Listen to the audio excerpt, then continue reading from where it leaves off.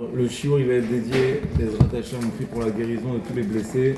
Yosef ben Ruchama, Mordechai ben Primat Sarah, Yaakov Chaim ben Chava Tamar, Tova Gitel bat Miriam Shoshana, El Hanan ben Elisheva Rachela. Que Bezrat Hashem soit merapé au timbre et Fouat Agouf, Fouat Anefesh, Bezrat Hashem, Mishar Kol Folamo Israël.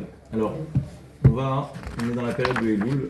Donc on va encore essayer de comprendre un peu mieux ce qu'on attend de nous dans ce mois de Elul. Alors il y a un grand principe qui est évoqué dans la Gemara. La Gemara, elle parle elle nous raconte une histoire. C'est l'histoire d'un rave qui s'appelait Abaye. Abaye, pour ceux qui ont déjà ouvert une page de Gemara ou qui ont déjà entendu, il n'y a pas une page dans la Gemara, on ne parle pas de ce rave Abaye, il fait partie vraiment des murs, des pages, des lignes de la Gemara. Et la Gemara elle raconte qu'une fois, ce Rav, il était en compagnie d'un élève à lui, un petit jeune homme. Et voilà que ce jeune homme, il était lui en compagnie d'une demoiselle. Et donc ils étaient ensemble comme ça. Et il a dit à la jeune femme, je vais te raccompagner. Et donc il a commencé à raccompagner cette jeune femme. Et voilà qu'ils s'engagent dans un long chemin. La Gemara elle raconte qu'ils ont fait une promenade de plus de 12 km, d'accord.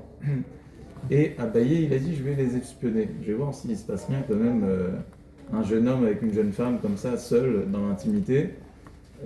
J'aimerais voir qu'est-ce qui se passe. Il n'a pas peur d'être attaqué par son Yetzer Hara. Et donc il les a espionnés. Et il a vu que lorsqu'ils sont arrivés, le jeune homme, comme un bon gentleman, qu'est-ce qu'il a fait? Il a simplement raccompagné la demoiselle et il lui a dit le chemin était agréable, je te raccompagne à ta demeure, et leurs chemins se sont séparés. Et là, Abaye, il a dit, quand même, moi, le grand rave, si j'avais été dans sa position, dans sa situation, c'est pas sûr que j'aurais pas tenté quelque chose, d'accord? Et il a dit, comment ça se fait que moi, le grand rave, j'ai des pensées bizarre, alors que lui, ce jeune élève, c'est un petit ange, et finalement ça s'est bien passé. Et donc il s'est mis comme ça à avoir un travail d'introspection, et il s'est dit vraiment, je suis un rave de l'extérieur, mais en vrai, de l'intérieur, je suis pourri de l'intérieur, d'accord? Et donc il s'est mis à s'attrister sur son sort. Et là, lui est apparu un homme, vieux, barbe blanche, la Gemara dit que c'était Eliyahu Hanavi, qui lui a enseigné un grand principe. Il lui a dit, ne t'attriste pas. Pourquoi? Parce que Kol Gadol Mechavero, Itzro Gadol Mimenu. Plus tu es grand, plus ton Yetzer Hara il est grand. Donc ça c'est une phrase qui est devenue célèbre, et c'est un grand principe qu'on doit avoir en tête à la veille de Elul, de Rosh Hashanah, où lorsqu'on essaye de reprendre les choses en main, parfois on se dit on n'arrive pas. On est face à nos défauts, face à nos problèmes, face aux choses qu'on a envie de changer et qu'on n'arrive pas à changer. Alors, un petit réconfort, mais c'est pas un petit réconfort, c'est une vraie source d'inspiration et c'est un vrai moteur, c'est de se dire que finalement, plus les problèmes sont graves, entre guillemets, plus c'est la preuve qu'on a un potentiel énorme. Vous savez que parmi toutes les générations, quelle était la génération qui était la plus propice à recevoir le Mashiach? La meilleure des générations. Alors, vous allez me dire, celle qui est sortie d'Égypte, c'était quoi la plus grande génération? Je ne sais pas. Alors le Zohar, il dit non. La génération qui a été le plus proche, potentiellement, de recevoir le Zohar, le Mashiach, c'était la génération du déluge, d'Or Amabou. Pourtant, on sait qu'ils se sont fait remarquer par leur triste comportement. Et ça suit le même principe, d'accord? On a chez les Juifs, on a Baruch Hashem, on a des beaux exemples de personnes qui font rayonner ils dépassent des sommets, ils atteignent des records, d'accord? Et pourquoi? Parce que précisément, chaque juif, il a un potentiel énorme. Et donc, même s'il se détourne, en réalité, c'est la preuve que c'est une grande âme. Alors, le Rav Yecheskel Levinstein, c'était qui le Rav Yecheskel Levinstein? C'était le mashgiach de la yeshiva de Mir. Alors la yeshiva de Mir, vous savez qu'elle a été déplacée à Shanghai pendant la Seconde Guerre mondiale. Et puis, lorsqu'ils sont arrivés là-bas, ils sont arrivés à Shanghai, tous ces élèves, veille de Rosh Chodesh Elul. Et donc, veille de Rosh Chodesh Elul, qu'est-ce qu'ils voulaient faire? Toujours dans les yeshivot, en Elul, on rentre une ambiance, pas de pression, mais en tout cas de préparation des fêtes, d'accord? Et donc, ils arrivent à Shanghai, ni une ni deux, ils ne perdent pas de temps. Il fait une sira où il va galvaniser toutes ses troupes, les élèves, il leur dit Elul, Elul, Elul, Elul, et ils se mettent à étudier là-bas à Shanghai, avec voilà, un feu de la Torah qui dépassait tous les sommets inimaginables. Ils étaient dans une autre dimension, ils ont commencé à étudier. Et puis, une semaine après, alors qu'il avait réussi à vraiment capter l'attention des élèves, arrive une deuxième vague d'élèves, un deuxième train. Et puis là, l'atmosphère redescend. Tous les élèves sont dissipés, dispersés. Pourquoi? Parce qu'ils viennent aux nouvelles. Qu'est-ce qui se passe de l'autre côté? La guerre, comment ça évolue? Et donc l'atmosphère redescend. Alors là, le Rav, qu'est-ce qu'il fait? Il tape du poing et il dit ça, c'est Elul. Pourquoi? Sachez que Elul, c'est un temps qui est précieux. C'est un temps qui est énorme. Chaque moment, c'est Yemé Ratson. Et sachez que le Yetzer Hara, il est plus grand à ce moment-là qu'à un autre moment. Pourquoi? Parce que, suivant le principe, Kol Agadol Mechavero, Yitzro Gadol Menu. Plus le temps il est précieux, plus le temps il est choisi, plus le Yetzer Hara il est fort. Alors ça, le Yetzer Hara, c'était de faire un petit peu de bitoul d'ora, d'accord? D'être dissipé. Le Yetzer Hara il est autre. Mais c'est vous dire que parfois, hein, le Balatania, parfois il dit, imagine, tu fais une tfila, ok? Et pendant cette fila, tu penses à autre chose, ou alors tu es dispersé, ou tu penses à des bêtises. Alors, il dit c'est quoi ça? C'est la preuve que ta tfila elle est bonne ou elle est mauvaise? Ils sont tous tentés de penser, bah non, je fais ma tfila et je suis à l'ouest totalement, d'accord? Ou j'ai des mauvaises pensées qui me viennent en tête, comment c'est possible? Alors il dit non, sache que c'est la preuve que ta tfila elle est bonne. Pourquoi? Parce qu'il dit c'est comme dans une lutte entre deux personnes, d'accord? Tu as le bon et le mauvais penchant. Plus le bon penchant, il prend le dessus, plus tu arrives à gagner des points, plus l'autre, il va essayer de sortir ses atouts, ses meilleures armes. Et donc, finalement, on doit toujours avoir ça en tête, que quand on tombe, c'est la preuve de notre grandeur, et pas l'inverse.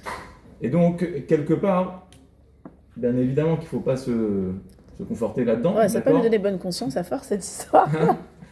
Non, c'est un risque. Mais parfois on a besoin quand on bute toujours face aux mêmes erreurs et face aux mêmes défauts, on a besoin de se rappeler que si nos erreurs et nos défauts ils sont aussi grands, c'est que quelque part tout est réversible, d'accord? Et chaque mida on doit chercher à la retourner.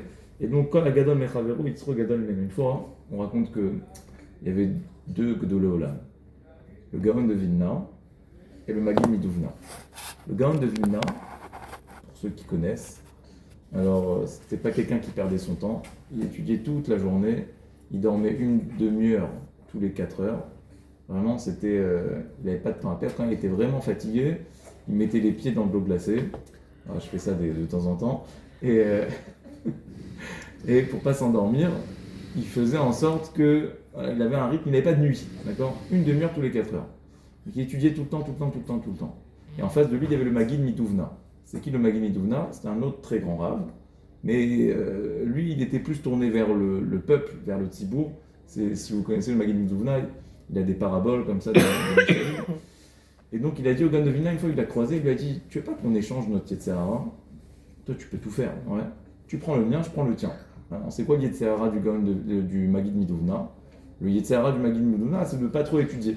Donc, il a dit au Gaon, si toi, tu as mon Yetzer Hara, il va t'inciter, vas-y, calme-toi, n'étudie pas, toi, tu vas même pas l'écouter, d'accord?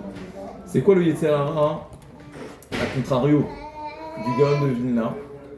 Le Yetzer Hara du Gaon de Vilna, c'est de trop étudier, d'accord? Donc le Magid Miduvna, il a dit, moi, si tu me mets Yetzer Hara de quelqu'un qui veut trop étudier, mais Ever, la Yecholet Shelo, le Gaon de Vilna, il étudiait au-dessus de ses forces, d'accord? Parfois, il se mettait en danger. Il était épuisé, donc il avait des problèmes de santé à cause de ça. Il dit, moi, t'inquiète pas, ton Yetzer Hara, il pourra me dire étudie trop, je ne l'écouterai pas, donc il n'y a pas de problème. Donc comme ça, on va faire en sorte qu'on va grandir encore plus. Alors le Yetzer Hara lui a répondu en yiddish. Ouais, je ne saurais pas vous le faire en yiddish. Mais il lui a répondu, t'as même pas idée. Mon Yetzer Hara, c'est Esh Boer Bekirbi. Il lui a dit, c'est un feu brûlant qui bouillonne en moi. D'accord? Tous les jours, il est là et il m'attaque, et il m'attaque, et il m'attaque. J'ai un Yetzer Hara énorme. Mais il a dit, mais je le maîtrise et je le canalise. Et de là, il lui a dit, Kol Agadol Mechavero, Yitzro Gadol Menu. C'est pas que le Gaon de Vilna, il méconnaissait sa grandeur, mais c'est qu'il avait conscience de ce principe que plus on est grand, plus Yetzer Hara, il nous attaque. Ça, c'est ce qu'on apprend. Vous savez, il y a des moments aussi dans la semaine et dans la vie où on est plein de bonnes résolutions comme ça. Ouais. Elul, on est plein de résolutions. Ou alors parfois vous dites, ça y est, aujourd'hui, je vais changer. Aujourd'hui, je me prends en main. Aujourd'hui, je fais ça. Ouais. Toujours, comment c'est le régime? Ouais. Qu'est-ce qui se passe?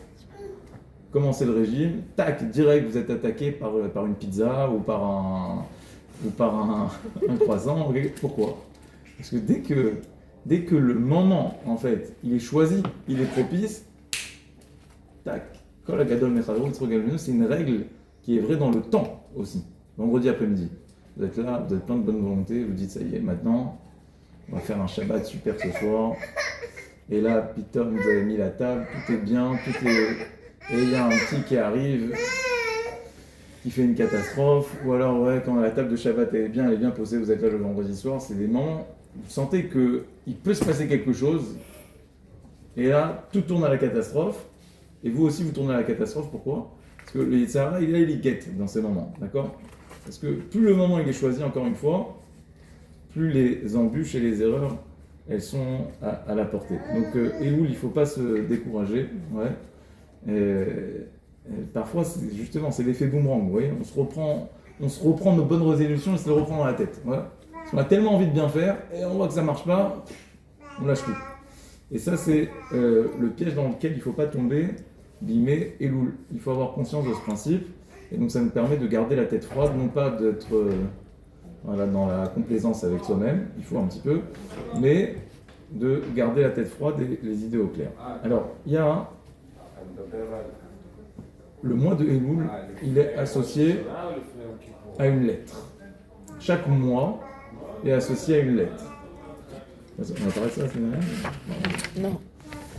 Le mois de Elul, il est associé à une lettre. On a 12 lettres. Il y a 22 lettres dans l'alphabet, mais il y a 12 lettres primaires, ce qu'on appelle, des petites lettres. D'accord? Chaque mois, il est associé à une lettre, et chaque lettre, c'est un code qui nous donne et qui nous renseigne sur l'essence même du mois. Alors, quelle est la lettre du mois de Elul? Chachamim nous disent que la lettre du mois de Elul, c'est la lettre Yud. Pourquoi la lettre Yud? C'est ce qu'on veut essayer de comprendre. Alors, vous connaissez tous l'acronyme. Le mois de Elul, il est associé à une phrase. Ani ledodi, vedodili. Je suis pour mon bien-aimé, ce qu'il est pour moi. Pourquoi? Où est-ce qu'on retrouve le mot Elul là-dedans? Donc on prend les Rachetevot, donc les premières lettres de chacun de ces mots. Ani, Ledodi et Vedodili. On obtient Elul, Aleph, Lamed, Vav, Lamed. Mais c'est pas fini. Si on continue et on prolonge cette explication, qu'est-ce qu'on a en fin de chaque mot? On a 4 Yud. Ani, Yud, Ledodi, Vedodi, Li. 4 Yud. Alors les familles me disent que ça fait référence à 40. Yud, la valeur numérique du mot Yud, c'est 10. 10 fois 4, 40. Ça nous fait 40 jours. Pourquoi 40 jours? Depuis Rosh Chodesh Elul jusqu'à Kippour, on a 40 jours de préparation, de repentance. Et d'ailleurs, toujours, le chiffre 40, c'est toujours un chiffre de construction. Il y a écrit que l'embryon d'un enfant, il est formé au bout de 40 jours. Un mikvé, c'est 40 CA, 40 mesures. Pourquoi? Parce qu'on veut recréer quelque chose de nouveau. On veut recréer quelque chose de nouveau. Et donc, pour recréer, il faut toujours atteindre et grandir dans ces 40 niveaux. Ani, Ledodi, Vedodi. Ici, on va un peu plus en profondeur.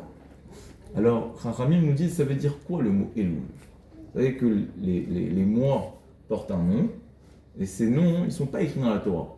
Dans la Torah, vous n'allez jamais voir Tishri, Rejvan, Kislev. D'où est-ce qu'ils viennent les noms des mois? D'où est-ce que c'est apparu? Alors, c'est écrit que lorsqu'ils sont remontés, les Juifs de Babel, lorsqu'ils ont été exilés, alors ils ont ramené avec eux les noms des mois. Donc en fait, c'est comme des noms qui sont un peu tirés de l'araméen, mais c'est des noms qui ont été choisis. C'est pas des noms qui ont été choisis par hasard, c'est des noms qui ont été choisis par les Chachamim de cette époque. Et donc derrière le nom de chacun de ces mois est contenu l'essence de ce mois. Par exemple, Nissan, c'est un dérivé du mot Nes, parce que c'est le mois des miracles, et ainsi de suite.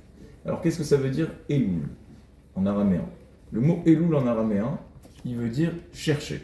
Il y a écrit, lorsque les Meraglim, les explorateurs, ils ont été explorer la terre d'Israël, alors il est écrit que Vaye Alelun, ils ont été chercher, ils ont été scruter la terre. Qu'est-ce qu'on cherche en Elul? En Elul, on cherche le Yud. Donc c'est pour ça que en début du mot, des mots Ani, Ledodi, Vedodili, on a le mot Elul qui veut dire chercher. Et donc on va chercher, jusqu'à arriver au bout, au fond du fond. Et là, en fin de ces mots, on va trouver quoi? 4 Yud. C'est le Yud qu'on doit chercher en Elul. Qu'est-ce que ça veut dire? Chercher le Yud pendant le mois de Elul. Alors, vous avez remarqué que Elul, c'est le mois de la Tchouva. Et quand il est question de faire Tchouva, alors Teshuvah, on revient vers qui? On revient vers soi-même. Donc en Elul, on doit se trouver nous-mêmes. Et vous avez remarqué que dans le mot Ani, qui veut dire moi, alors la dernière lettre aussi, c'est un Yud. Pourquoi? Parce que la racine de notre essence, de notre personnalité, c'est aussi un Yud. D'ailleurs, vous remarquerez qu'en hébreu, à chaque fois qu'on veut parler à la première personne, alors qu'est-ce qu'on retrouve en fin de mot? Un Yud. Comment il a dit Hillel Azaken? Im en ani li mi li urche ani le atzmi ma ani. Vous voyez que dans tous les mots qui viennent qualifier la première personne, à la fin, c'est-à-dire au bout, à la racine du moi, on retrouve un yud. Ani avec un yud à la fin. Je lis pour moi. Les atzmi pour moi. Mi, c'est qui je suis. Tout ça, c'est avec des yud à la fin. Pourquoi est-ce que le yud ici, il est fondamental? Alors, c'est intéressant. Et on va essayer de donner une vie à ce qu'on est en train de dire. Mais regardez comment on écrit la lettre Yud. Et comment on écrit la lettre Yud? Comment ça s'écrit? Si vous deviez écrire Yud. Alors le Yud, ça s'écrit Yud, après Vav, et après Dalet. D'accord? C'est comme ça qu'on écrit la lettre Yud. Alors, ce qui est remarqué chez les Chachamim, c'est que le Yud, c'est un point. Le Vav, c'est un trait. Et le Dalet, c'est 2 traits. Et donc en fait, ce qui se passe, qu'on nous explique, c'est que à la racine justement de ce Yud, alors il y a un point. Il y a une Nekuda. De cette Nekuda, tu vas réussir à créer un segment de vie, une ligne directrice dans ta vie. Le Vav. Faire le lien avec d'autres choses. Une chose va t'amener à une autre chose. Tu vas te donner des objectifs et tu vas réussir à tracer quelque chose. Et puis après, en 2 dimensions, le Dalet. Le Dalet, ça veut dire quoi en hébreu? Dalet, c'est la dernière lettre du mot Yud.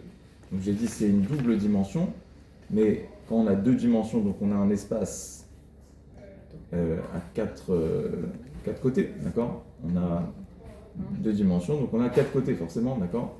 Alors là, on est dans l'ouverture.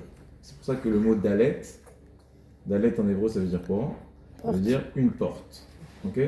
Pourquoi? Parce que il y a 4 portes, il y a 4 coins, et donc on s'ouvre et on va développer notre personnalité. Donc toujours, ce qui est intéressant, c'est que le Yud, c'est le point de départ, et c'est à partir de là qu'on va réussir à se développer.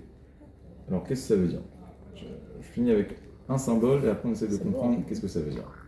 Il y a écrit dans la Gemara que le monde, il a été créé avec la lettre He, le Olam Hazé.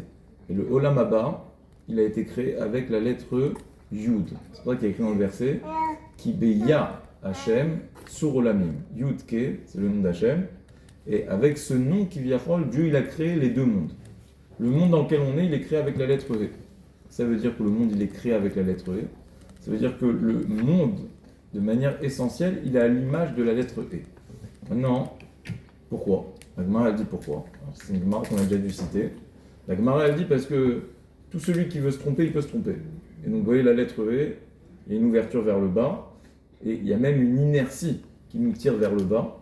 Et donc quelqu'un qui se laisse aller, s'il n'est pas dans un effort constant, de rester, de garder de la hauteur, il tombe. Et il sort du hé. Il sort du monde. Il sort de son monde, en réalité. On peut se laisser rapidement abandonner. D'accord? On peut s'abandonner. Donc, il y a toujours un effort de rester en suspens. Si tu veux être dans ce monde. D'accord? On ne parle pas du monde simplement physique. On parle du monde spirituel et on parle de son propre monde spirituel. Si tu veux être connecté avec toi-même, vivre ton monde, tu vas toujours faire un effort d'introspection, d'éveil, d'attention, pour savoir qui tu es, ce que tu fais, ne pas t'oublier, ne pas être absent de ta vie. Tu dois faire un effort pour être présent dans ta vie. Ça te demande un effort constant. Ce qu'il appelle le Messilat Yesharim, Zehirut. Il faut faire attention, un effort d'attention. C'est le début. Si tu n'es pas éveillé, tu dis mais où j'étais? Ah, j'ai pas fait attention. Ah, j'ai oublié. Ah, je me suis oublié. J'ai pas pensé. D'accord? C'est des phrases qu'on répète souvent. D'accord? On s'abandonne. Ouais. Et après, on se rend compte que finalement, on n'a pas vécu l'existence qu'on devait vivre. Donc, le premier enseignement, c'est qu'on doit être, pour être présent dans notre vie, ça demande un effort. Sinon, on tombe. La Gemara, elle dit, quand tu tombes, Hachem, il a prévu un petit point où tu pourras re-rentrer. C'est où? C'est, comment on écrit la lettre V? Il y a un Dalet et un Yud. Alors Dieu, il a prévu une petite porte, une petite lucarne, comme ça, une petite fenêtre, dans laquelle tu peux sortir, tu peux re-rentrer. Et sans ça, tu ne peux pas rentrer. La Gemara, elle demande, mais je comprends pas. T'es tombé par là, t'as qu'à revenir par le même chemin. Mais non, ça marche pas. Ça marche pas. Une fois que t'es tombé, tu peux pas faire marche arrière. Quelqu'un, il peut pas décider, ça y est, je fais marche arrière, je regrette mes erreurs, non. Il est obligé d'avoir quelque chose de nouveau. S'il n'y a pas quelque chose de nouveau, s'il n'essaye pas de revenir par un autre endroit, il n'arrivera pas à revenir. Ah, c'est pour ça que la Gemara, elle dit qu'on a absolument besoin de sa lettre He. Maintenant, imaginons qu'on avait fermé la lettre He. Alors, qu'est-ce qu'on aurait eu comme lettre? Chet. Chet, c'est la faute. C'est-à-dire quelqu'un qui n'a pas cette porte de retour, alors il est animé par le Chet. Le Chet, c'est quoi? C'est ce qui te coupe de toi-même. Tu es tombé et tu n'as plus la porte pour revenir. Ça, c'est le Chet. C'est la faute. Très bien. Maintenant, venez, on essaie de comprendre. On a dit que le Yud, qu'est-ce que ça représente? On a dit que le Yud, ça représente le moi.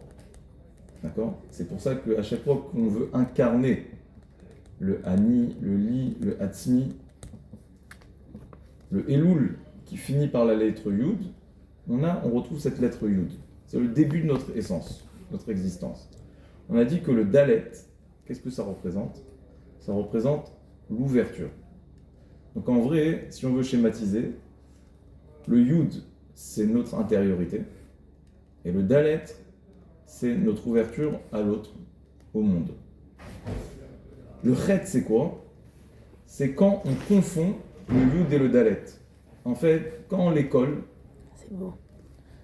Qu'on vit sur les réseaux sociaux, ouais, qu'on vit avec les autres, qu'on vit dehors, et qu'on n'a pas créé de baït, d'intériorité, on n'a pas créé de monde intérieur, on ne s'est jamais posé la question de savoir qui on est, pourquoi on est là, quelle est notre identité, quels sont nos objectifs, quelle est notre raison de vie, qu'est-ce qui nous passionne, qu'est-ce qui me fait vibrer, quoi, qu'est-ce qui me fait vivre, pour de vrai, c'est quoi mon Yud?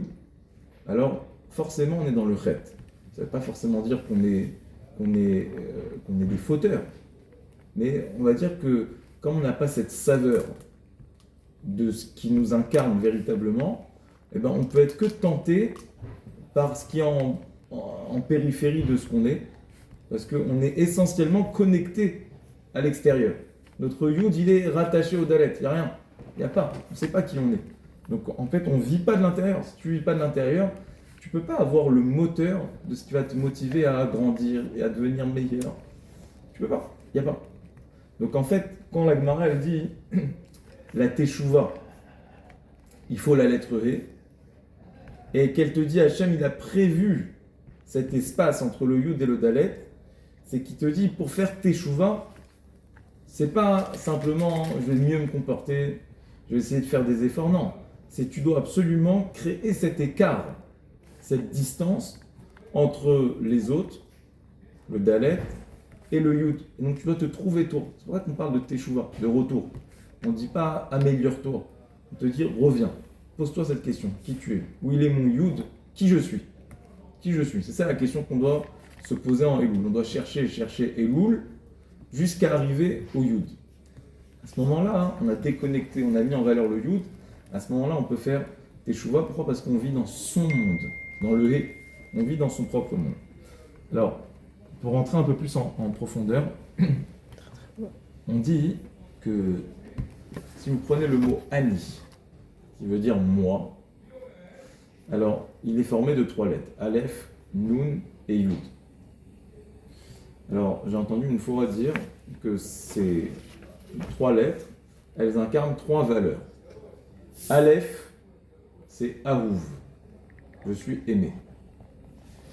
Nun, c'est Nitzrach, c'est-à-dire quoi Nitzrach? C'est je suis nécessaire.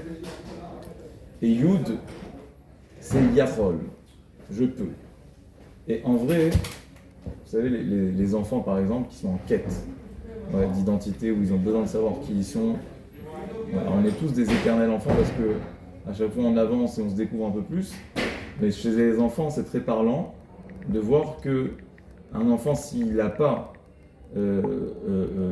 l'intime conviction d'être dans ce triple équilibre de Aouv, Nitzrach, je suis apprécié, je suis nécessaire et je peux, si on ne lui fournit pas ces trois influences, ces 3 bonnes ondes, alors il va pas se trouver. En fait, c'est ça le problème. Le problème, c'est qu'il va être dans des postures. Tant qu'il n'a pas cet équilibre, il va être dans des postures où il va s'empêcher d'être lui-même, et donc il ne va pas grandir droit à cause de ça. Un enfant, chez moi j'entends très souvent à la maison, de l'un, de l'autre, pas de l'une encore, mais tout le monde me déteste, ou alors vous préférez lui, vous préférez l'un l'autre, lui c'est votre chouchou, lui c'est votre préféré. En fait, c'est un besoin vital pour se trouver, pour vivre pleinement son Ani. La première chose, c'est sentir Ani Aouv. Aouv, alors chez un enfant, c'est de ses parents. Chez un adulte, c'est aussi de ses parents. Ça reste de ses parents. On a toujours besoin de se sentir apprécié de son épouse, de ses parents. Et d'Hachem aussi. Il y a plein de gens, lorsque ça roule pas comme ils veulent, alors ils disent ouais, Hachem il me déteste. Ouais. Alors, ça, sortir de ça, c'est une vraie thérapie, d'accord? Il faut en sortir, mais tant qu'on n'a pas intégré qu'on est foncièrement aimé par Hachem, et que même s'il nous arrive des choses qui peuvent être parfois très difficilement, tant qu'on n'est pas aouv, on ne se sent pas aouv, accepté, aimé, alors on ne peut pas vivre son Ani. Donc ça, je dirais, c'est la première chose qu'il faut accepter. La deuxième chose, c'est quoi? C'est Mitzrach. Ça, c'est le travail qu'on fait à Rosh Hashanah.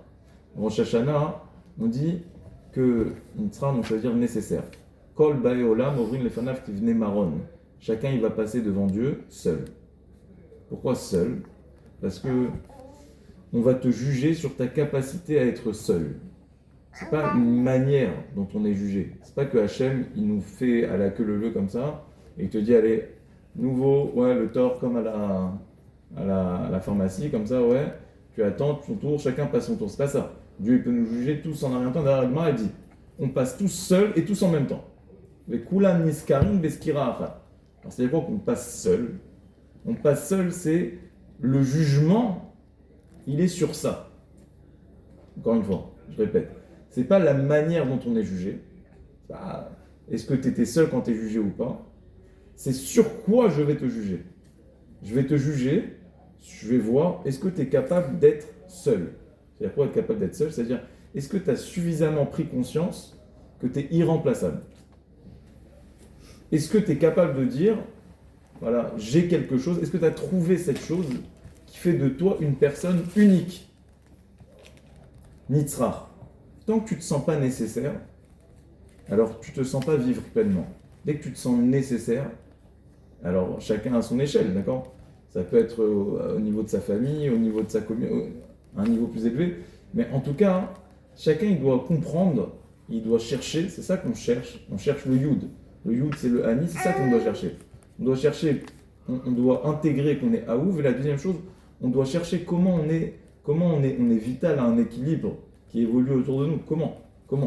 Et plus on va prendre conscience de ça, plus ça va nous permettre de mieux être nous-mêmes et de mieux accepter la tchouva. D'accord? On va se trouver. Et on aura moins besoin de l'extérieur. En fait, ce qui fait qu'on a besoin de l'extérieur, souvent, c'est qu'on veut s'évader de notre vie parce qu'on ne la trouve pas. Okay? Donc, si on met le focus sur ça, alors on a préservé le Yud, et donc on pourra non pas être happé par l'extérieur, mais s'ouvrir à l'extérieur, donner aux autres. Tant que tu ne t'es pas trouvé, souvent je raconte cette histoire du rave qui voulait changer le monde, donc c'était pas un rave, c'était n'importe qui, d'accord? Il voulait changer le monde, il a dit je vais changer les autres, et il avait des grands projets pour le monde entier. Et après il a vu que ça marchait pas, il a dit bon ma famille, après il a dit ma femme, il a vu que ça marchait pas, il a dit alors moi-même. Et quand il s'est changé, il a réussi après à changer sa femme, sa famille, ses enfants, sa communauté, le monde entier. Pourquoi? Parce que tant que tu n'es pas vraiment incarné par ton Yud, tu peux pas changer les autres, c'est impossible. Tu peux pas, si tu vis pas sincèrement toi-même, tu peux pas irradier sur les autres. Quand Mais la lettre du Hey, Dalet, c'est la lettre l'ouverture. du Hey, c'est l'ouverture et c'est le don aux autres. Ouais. L'ouverture, C'est le Dalet. Le Dalet, ça veut dire la porte. D'accord? C'est l'ouverture. Comme ça. Mais si on rentre un peu plus en profondeur, c'est quoi la dernière lettre? La dernière lettre, c'est Yachol. Yachol, ça veut dire je peux. Okay? Donc Yachol, c'est je peux. Je peux vous faire un cours sur l'importance, chez un enfant par exemple, l'importance de lui montrer qu'il peut de part en lui. Mais c'est ça le moteur de notre essence, d'accord? C'est d'avoir conscience et d'avoir confiance en soi. Ça, c'est Yachol. Alors maintenant, si on rend la chose un peu plus juive, parce que ça, même un professeur de coaching, développement personnel, il pourrait dire Ami, c'est très joli, c'est Aouv, Nitzrach et Yachol. Je vais vous dire la vérité. La vérité, c'est que Ani, c'est Aouv, Nitzrach, et qui doit être vraiment à la racine de notre essence. Et je pense, moi c'est ce qui me parle le plus, c'est pas Yud Yachol, c'est Yud Yehudi. Vraiment ce qui peut faire la différence, c'est se rappeler, voilà, se le dire, Baruch Hashem, je suis juif. Et vivre comme ça, c'est-à-dire dire Ani Yehudi. Ani Yehudi, je suis juif, être fier de ça, être heureux de ça. Et parfois c'est d'une simplicité déconcertante, mais ça peut nous éveiller à des grandes choses. Et il y avait un rave, tous les matins, il pensait à Donald Trump, quand il faisait la bracha chez lui à Sanigoy, et il sautait de joie. Il disait, Baruch Hashem, même le plus grand des goïms, moi je suis juif. Pas l'être, ouais. Moi je suis juif, je suis fier de ça, je suis heureux de ça, ça m'anime et ça me remplit. J'ai entendu une très belle histoire à ce propos. Alors c'est l'histoire d'un grand professeur qui vivait dans le nord de Tel Aviv, c'est une vraie histoire. Et il est arrivé à un séminaire à Arachim. Alors le Rav là-bas, il a commencé à le questionner, comment ça se fait, comment tu as fait tes chouvas? Alors il dit, je vais te raconter mon histoire. Alors, il lui raconte qu'il avait pour habitude, tous les matins, le nord de Tel Aviv, il se mettait en petite tenue de jogging, il faisait son petit sport. Et puis un jour, c'était Soukot. Et donc, il a vu un juif passer dans la rue avec son grand loulav et son étrog, son épée de samouraï. Et il a dit, c'est quoi cette histoire? Qu'est-ce qu'ils font là-bas à la synagogue avec le loulav et le étrog? À quoi ça sert? Il n'était jamais allé dans une synagogue, il ne l'avait jamais vu. Et donc, par curiosité, il a dit, bon, il faut qu'au moins une fois dans ma vie, je sache à quoi ça sert, ce loulav et ce hétrog. Qu'est-ce qu'ils font avec? Ils se le mettent dans l'oreille, qu'est-ce qu'ils font avec, quoi. Et donc, il dit, je vais aller à la synagogue. Il y a une synagogue là-bas, je vais aller voir qu'est-ce qui se passe. Il se regarde, il dit, bon, mais je suis habillé, je ne vais pas rentrer en short et en jogging comme ça à la syna. Je vais aller chez moi à la maison. J'ai un petit talit, tu sais, le petit talit comme ça, des rionim, une petite écharpe comme ça, là, sympathique, comme ça, toutes les couleurs. Il dit, je vais mettre ça, je vais aller à la syna, ni vu ni connu, je vais arriver, magnifique. Donc il se met en tenue, une petite chemise, un pantalon.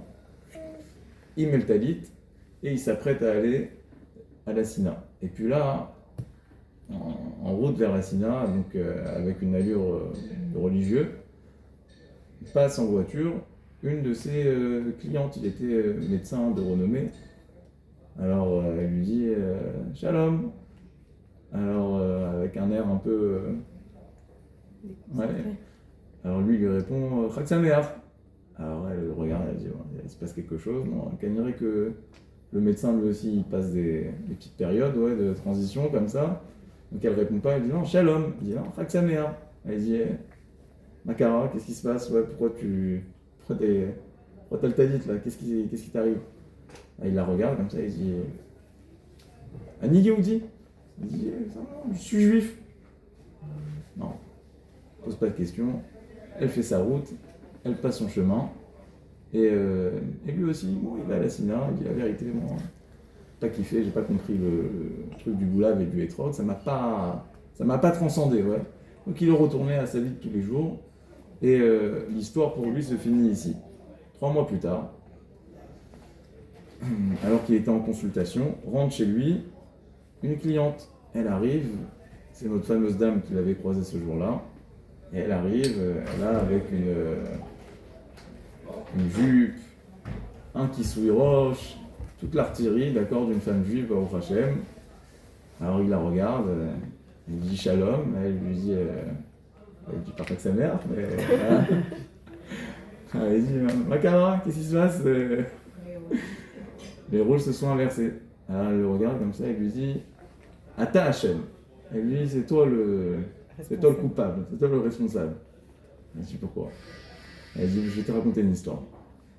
Elle lui dit écoute, moi j'ai grandi dans les kibbutz non religieux, ou parfois pire que non religieux. C'est comme ça que j'ai grandi. Pour moi, la religion, ça m'était quelque chose de tout à fait étranger.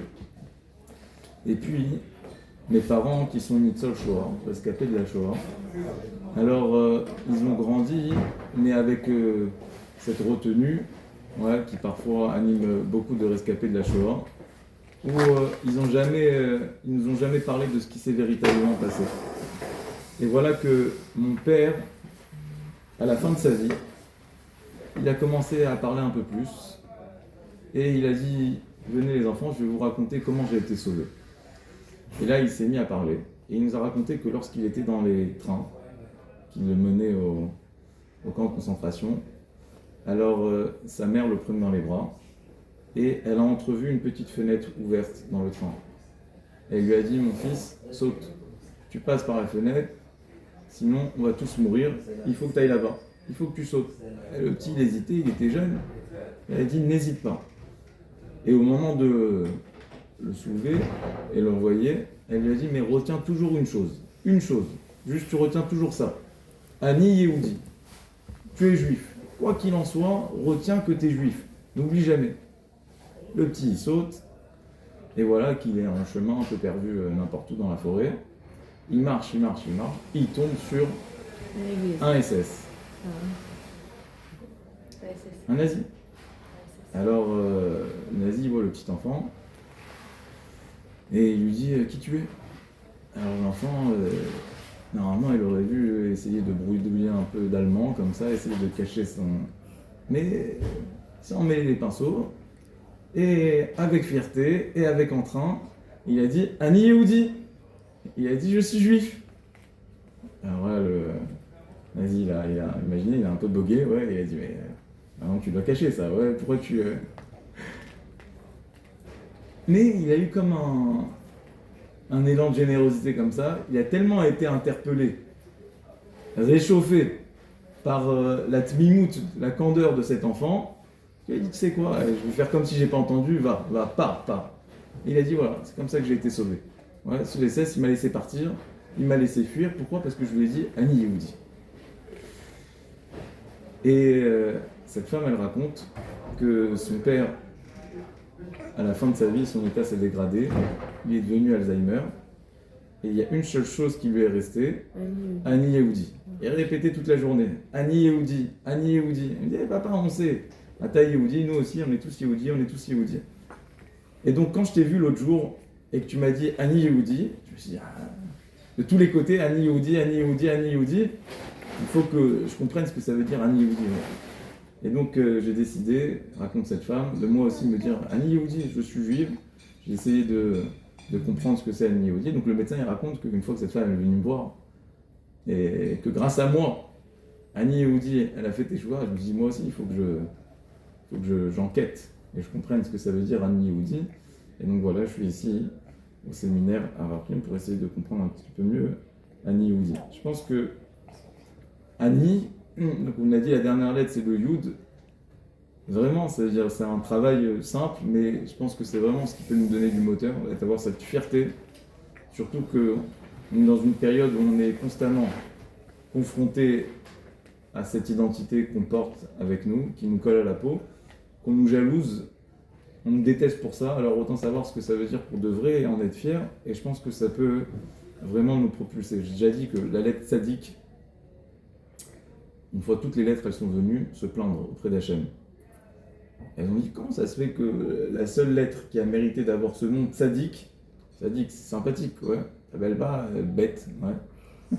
Je t'appelle tzaddik. Alors, elle dit pourquoi? Alors Hachem il a répondu, il a dit parce que le tzaddik sur son dos, vous voyez comment il est le tzaddik, il est courbé comme ça, et sur son dos il porte un yud. C'est quoi le tzaddik? C'est celui qui sur son dos arrive à porter un yehudi. Ouais. Alors il y a le Aleph, il est venu, il a dit moi aussi, sur mon dos j'ai un. Il a dit oui mais toi, à l'extérieur sur ton dos tu as un yud, mais à l'intérieur tu écrases un autre yud. Ouais. Donc faut savoir porter le yud, ouais, pas en écraser un autre. Alors en vrai c'est ça être yehudi. Être yehudi, c'est avoir conscience, regarde dans cette histoire, comment un yehudi, en se réveillant à son identité, il a réussi à porter un autre juif, il est devenu tzaddik parce qu'il a porté le yud d'un autre. Et c'est ça, le vrai travail. Le vrai travail, c'est de se sentir yehudi et de savoir que si vous vous sentez yehudi, vous allez très certainement éveiller quelqu'un d'autre à sa plus profonde identité. Je finis avec ça. Il y a dans la Hamida, c'est bien pendant les jours de Egoul, c'est une grande ségoula, de rajouter dans la bracha de Hashivenu. C'est la bracha, on parle de la Teshuva. Alors c'est inscrit dans les Patach Eliyahu, je ne sais pas si c'est inscrit dans le séjour de Asnat, mais il y a une petite bracha qu'on peut rajouter, un petit Yehi Ratzon, avant le Baruch Ata Hashem. On parle de la Teshuva. Hashivenu Hashem Toratecha, Karvin Makim Avodatecha, Varazirnu Bishua Shema Lefanecha. Alors là-bas, on peut dire Yehi Ratzon, où on va demander, on va faire une bracha pour que quelqu'un d'autre fasse Teshuva. Et c'est le Harizal qui disait ça. Donc vous citez le nom de la personne. Le Maharam Al-Shir, il raconte que lorsqu'il a entendu ça, il avait un enfant qui s'était un petit peu éloigné du chemin. Alors il a fait cette bracha et il a dit Baruch Hashem, mon enfant il s'est redressé. Donc en Elul, c'est une ségoula comme ça de prier même pour les autres qui fassent Teshuva sur soi, mais pour prier aussi pour les autres. Donc insérez-le dans la file. Alors une fois, le Maharsha il a posé la question, mais comment on peut prier sur quelqu'un d'autre qui fasse la Teshuva? Ouais. Pour toi-même, tu peux prier. Mais pour quelqu'un d'autre, comment tu peux prier qui va faire la Teshuva? On a un principe. Akol bidei shamayim, chutz mi'irat shamayim. Tout dépend du ciel, à part la crainte du ciel. Donc faire Teshuva, ça dépend de lui. S'il veut faire Teshuva, il faut qu'il se reprenne en main. C'est son libre arbitre à lui. Je peux rien faire pour lui. Je peux prier pour quelqu'un qu'il ait la bracha, qu'il ait la parnassa, qu'il ait la refoua, tout ce que vous voulez. Mais qu'il fasse Teshuva, Kesher. Comment je vais prier pour quelqu'un d'autre qui fasse Teshuva? C'est quoi le sens de la tefila? Alors il y a deux explications. Il y a une explication ashkénaze et une explication plus sympathique. On finit avec ça. L'explication ashkénaze, c'est celle de Rav Eliashiv. Rav Eliashiv disait En fait, tu peux pas prier qu'il fasse teshuva, mais tu peux prier que Hachem il le mette en condition pour faire teshuva. Alors, c'est quoi les conditions pour faire teshuva? Alors, il dit très souvent, quand on est dans l'insouciance, dans le kiff, dans la bracha, dans l'allégresse, dans la largesse, on s'oublie et on s'abandonne.